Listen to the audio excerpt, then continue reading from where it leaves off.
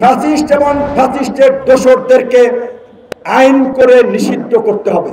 অনতি বিলম্বে শেখ হাসিনাকে বাংলাদেশের নবনির্বাচিত সরকারের কাছে ফিরিয়ে দিতে হবে।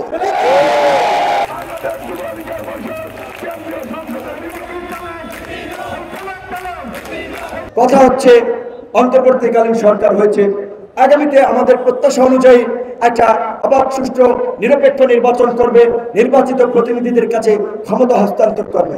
কিন্তু গত 15 এই ফ্যাসিস্টরা জনগণের উপরে নির্যাতন, নিপীড়ন, গুম খুন চালিয়ে এই বাংলাদেশকে একটা নরকের বাংলাদেশে পরিণত করেছিল। তাদের কি হবে?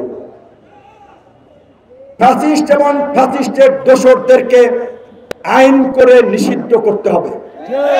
জার্মানিতে, নাৎসিরা, ইটালিতে এইভাবে যেভাবে নিষিদ্ধ হয়েছিল, পরিষ্কারভাবে এই ফ্যাসিস্ট শক্তি এবং তার দোসরদেরকেও নিষিদ্ধ করতে হবে। সেটা করবে আমাদের এই ম্যান্ডেট, জনগণের ম্যান্ডেট নিয়ে ক্ষমতায় বসা অন্তর্বর্তীকালীন সরকার। আমরা তাদের কাছে দাবি জানাই, একই সাথে খাতির আমাদের বন্ধু রাষ্ট্র, প্রতিবেশী রাষ্ট্র, বউ পাল্টান যায় কিন্তু প্রতিবেশী পাল্টান যায় না অনেকে বলে। তো প্রতিবেশী আমরা পাল্টাতে পারবো?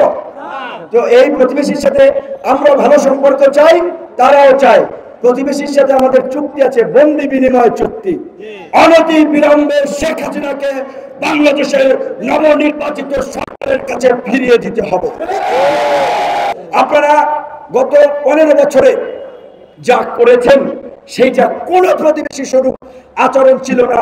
আপনারা এই দেশে শুধু ফ্যাসিস্ট শক্তিকে ক্ষমতায় থাকা না, ভিন্ন মত এবং বিরোধীদের নির্মূল করার জন্য গুম খুনের মতো জঘন্য ঘটনাগুলোকে আপনারা সমর্থন করেছেন।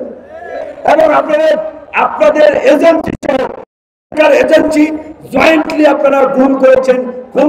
যেই কারণেই সাংবাদিক কাজলকে বাংলাদেশ থেকে পাওয়া যায় ইন্ডিয়ার বর্ডারে। বিএনপি স্থায়ী কমিটির সদস্য সাবেক মন্ত্রী সালাউদ্দিন সাহেবকে উত্তরা থেকে তুলে নেওয়ার পরে তাকে পাঠানো হয় শিলংয়ে। এই কয়েক বছরেও ভারত সরকার ক্ষমতায় ছিল, সরকারে ছিল, তার মন্ত্রী ছিল, তাকে দেশে আসতে দেয় নাই। অনেক ক্ষত আপনারা তৈরি করেছেন এবং এই দেশের মানুষ আপনাদের এই ক্ষমতার বাহাদুরি শুধুমাত্র শেখ হাসিনাকে পরাজিত করে নাই, পাকিস্তানিদের মতো এই দ্বিতীয় মুক্তিযুদ্ধে ভারতীয় আধিপত্যবাদকেও পরাজিত করেছে।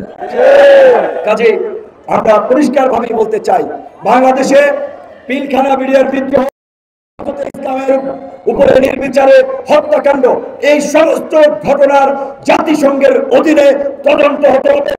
আন্তর্জাতিক আইন অনুযায়ী মানব আইন শৃঙ্খলা বাহিনী সহ সরকারের যারাই জড়িত ছিল তাদেরকে বিচারের মুখোমুখি করতে হবে। প্রয়োজনে তার জন্য বিশেষ ট্রাইব্যুনাল গঠন করতে হবে এবং এই কাজগুলো আমরা অন্তর্বর্তীকালীন সরকারের কাছে আমরা প্রত্যাশা করি।